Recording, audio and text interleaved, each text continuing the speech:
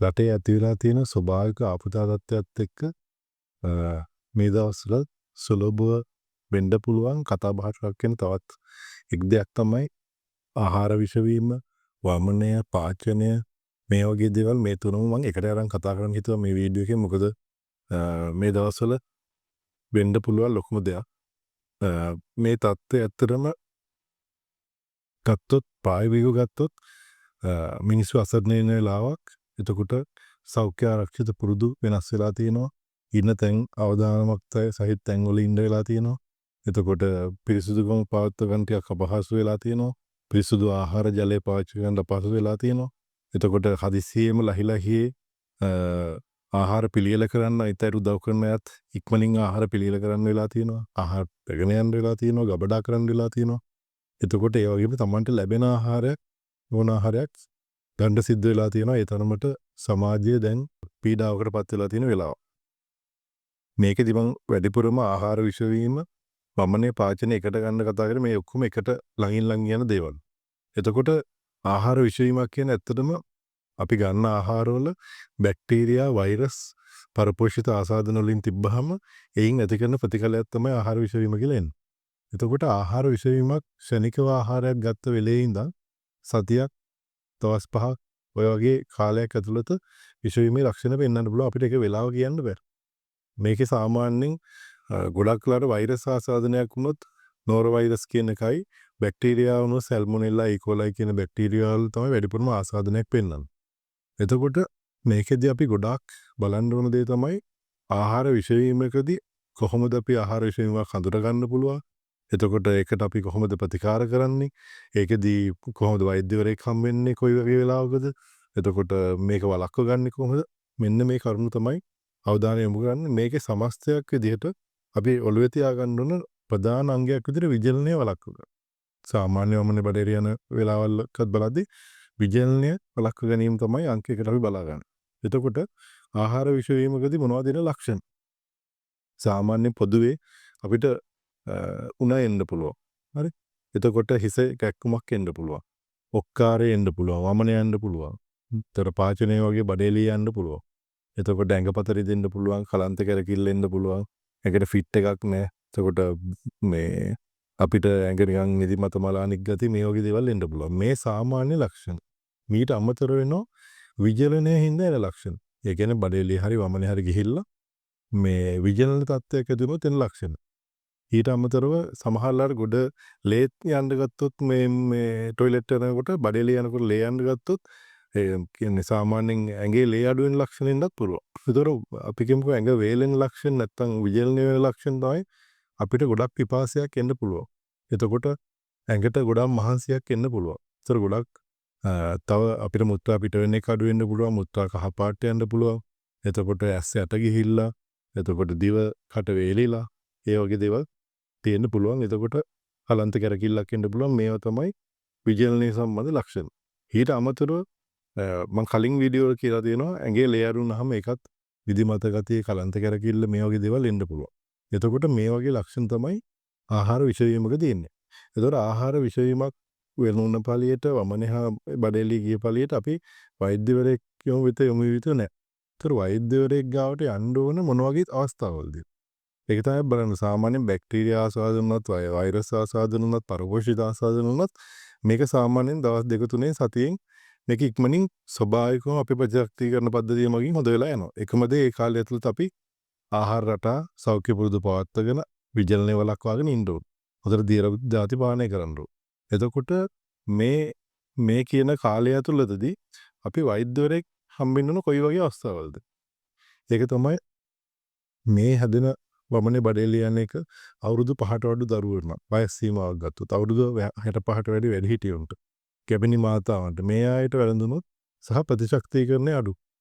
ඔය පිළිකා වගේ රෝග තියෙන, දියවැඩියා වගේ තියෙන රෝග තියෙන ප්‍රතිශක්තිකරණය අඩු කරන අනිකුත් රෝග තියෙන සහ ප්‍රතිශක්තිකරණ පද්ධතිය දුර්වල කරන සමහර ඖෂධ භාවිතා කරන දීර්ඝකාලීන ලෙඩවලට මේ රෝගීන් අනිවාර්ය වෛද්‍යවරයෙක් හමු වෙන අංක 1.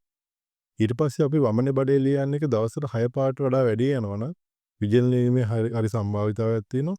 එතකොට හම්බෙන්න ඕන වෛද්‍යවරයෙක්. ඊට අමතරව සාමාන්‍යයෙන් මේ වමනේ බඩේලිය යන එක දවස් 3ට වඩා අල්ලලා හිටනවනම් ඒත් අපි වෛද්‍යවරයෙක් වෙත යොමු වෙන්න ඕන. එතකොට උණ ගත්තොත් සාමාන්‍ය සෙන්ටිග්‍රේඩ් 38ට ෆැරන්හයිට් 100කට වැඩියෙන් දවසක් පුරා අල්ලගෙන තියෙනවා නම් දවසට වැඩියෙන් තියෙනවා නම් ඒත් වෛද්‍යවරයෙක් හම්බ වෙනවා. එතකොට තද ඔළුවේ කැක්කුමක්, තද බඩේ කැක්කුමක්, කරන්ත කැරකිල්ල ඉවසන්න බැරි තරම් තියෙනවනම් අපි වෛද්‍යවරයෙක් හම්බ වෙනවා. මෙන්න මේ අවස්ථාව තමයි විශේෂයෙන්ම වෛද්‍යවරයෙක් වෙත යොමු වෙන්න ඕන. එතකොට කොහොමද මේ ආහාර විෂවීමක් වෙන්නේ? ආහාර විෂවීමක් වෙන්න ආහාරයට අදාළ කරුණු තියෙනවා. ඒක පිළියෙල කිරීම, ගබඩා කිරීම සහ ආහාරය ගන්නකොට වෙන දේවල් ටිකක් තියෙනවා. අපි මුලින්ම බලමු අපේ පැත්තෙන් වෙන්නේ මොනවද?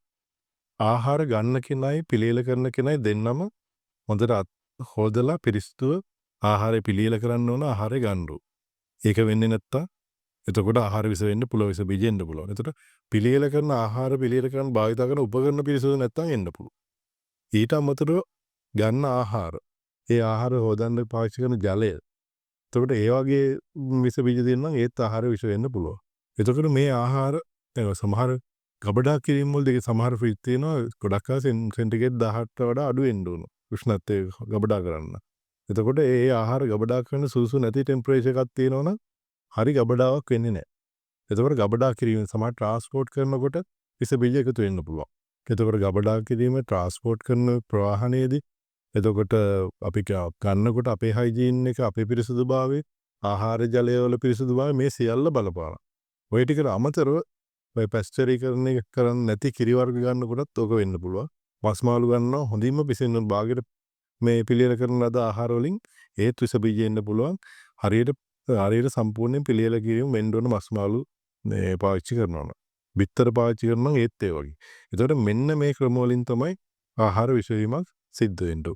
හරි. දැන් ආහාර විෂවීමක් සිද්ධ වුණාට පස්සේ අපි කරන්න ඕනේ උණ තියනවා නම් සාමාන්‍ය අපි වෛරස් උණක් වගේ උණට අවශ්‍ය පැරසිටමෝල් ඒ මාත්‍රාව පාවිච්චි කරන්න පුළුවන්.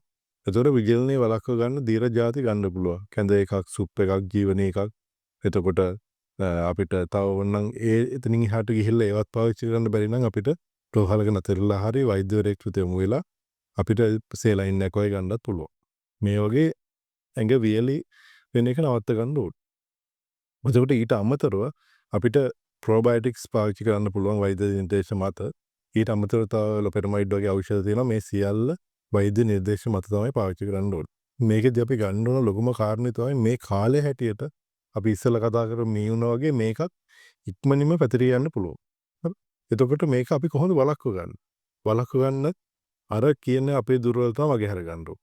ඒ කියන්නේ අපි හොඳට තෑත් පිරිසිදු කරලා එතකොට පිළියෙල කරන කෙනයි අපි ආහාර ගන්න අය හොඳට පිරිසිදු ආහාරය පිළියෙල කරන්න ආහාර ගන්න අපේ අත්සෝද ගන්න. ඊට අමතරව ගන්න ආහාරය හොඳින් ජලයෙන් හොදලා සාමාන්‍ය උණු කර නිවාගත්ත වතුර වෙන්න පුළුවන්. නැත්නම් සමහරවල් ලුණු වතුර පාවිච්චි කරනවා. මේ කුමන ක්‍රමයෙන් හරි හොඳට පිරිසිදු වතුර පාවිච්චි කරලා ආහාර සුද්ධ කවිත කර ගන්න ඕනේ. එතකොට ගන්න ජල ප්‍රභවයත් පිරිසිදු ජල ප්‍රභවයක් පාවිච්චි කරන්න ඕනේ. මේ ආහාර පිළියෙල කරන්න පාවිච්චි කරන උපකරණත් හොඳට පිරිසිදු කරලා පාවිච්චි කරන්න ඕනේ. මේ ගත්ත මේ ආහාර ජලය උපකරණ මේ ඔක්කොම පිරිසිදුලා පිළියෙල කරනකොටත් හොඳට පිරිසිදු පිළියෙල කරනවා වගේම ඒ ආහාරය සම්පූර්ණ ආහාරය පිස ගන්න ඕනේ. ඒ කියන්නේ බාගෙට වේපු ආහාරයක් ගත්තොත් ඒකත් ප්‍රශ්නයක් වෙන්න පුළුවන්. ඒතර මස් මාළු බිත්තර වගේ දේවල් විශේෂයෙන්ම අපි හරියට මේ පිසින ආහාර ගන්න ඕන. එතකොට ඒවා ගබඩා කරද්දිත් නියමිත උෂ්ණත්වයක තියෙන ෆ්‍රිජ් එක තියෙනවා නම් නියමිත උෂ්ණත්වය අපි මේන්ටේන් කරගන්න පවත්වාගෙන යන්න ඕන. ඊට අමතරව අපිට ඒක තව සත්තුන්ගෙන් එන ආසාදන මේ ආහාර විස බීජ එකතු වෙනවා වළක්වා ගන්න හැදුවට පස්සෙත් හොඳට ආවරණය කරලා තියන්න පුළුවන්. ඒතර මෙන්න මේ වගේ ප්‍රැක්ටිස් ටිකක් අපි කරන්න ඕන. එතකොට විශේෂයෙන්ම මේ කාලේ ආහාර ලැබෙන විදිහටම ගන්නේ නැතුව අපි පොඩ්ඩක් කල්පනා කරලා ආහාර ලැබෙන දේවල් පිරිසිදු කියන එකත් යම් තාක් දුරට හරි බලන්න වෙනවා. දෙන කෙනෙකුණත් මේ දෙනකොට ආහාරයක් මේක පිරිසිදු පිළියෙල කරන ලද ආහාරයක්ද කියන තැන ඔළුවේ තියාගෙන තව කෙනෙකුට උදව්වක් කරන විදිහට ආහාරයක් දෙන්න ඕනේ. එතකොට ට්‍රාන්ස්පෝර්ට් කරන එක, ගබඩා කරන එක මේ සියලු තැන්වලදී විශේෂයෙන්ම අසරණ අයට උදව් කරන අය පරිස්සම් වෙන්න ඕන. ආහාරය පිළියෙල කරන තැන ඉඳන් අමුද්‍රව්‍ය හොයා ගන්න තැන ඉඳන් එතකොට ආහාර ට්‍රාන්ස්පෝර්ට් කරන එක, ගබඩා කරන එක මේ සියල්ලම පිරිසිදු කරන්න. මොකද ඒ අයට අපි මේ වෙලාව උදව්වක් කරන්න ගියා තවත් ආසාදනයක් ඇති කරොත් ඒ අයට තව කරදරයකටපත් වෙනවා. ඒ නිසා මේ වීඩියෝ විශේෂයෙන්ම ආහාර මේ කාලේ මේ තියෙන අපදා තත්ත්වෙත් එක්ක ආහාර ලබා ගන්න අයත් මේක ඔළුවේ තියා ගන්න ඕනේ. ඊට අමතරව වැඩිම අවධානයක් යොමු කරන්න ඕන. තව අයට පිහිට වෙන්නේ බලාපොරොත්තුෙන් ආහාර මේ දෙන අය ඒ අය ආහාර සපයන අය මේ පිවිසුරු මේ සිතුවිල්ලකින් චේතනාවකින් දෙනවනම් ඒක පිරිසිදුව දෙන්න වගකීමක් ගන්න කියලා මේ වීඩියෝ එකෙන් මම කියනවා.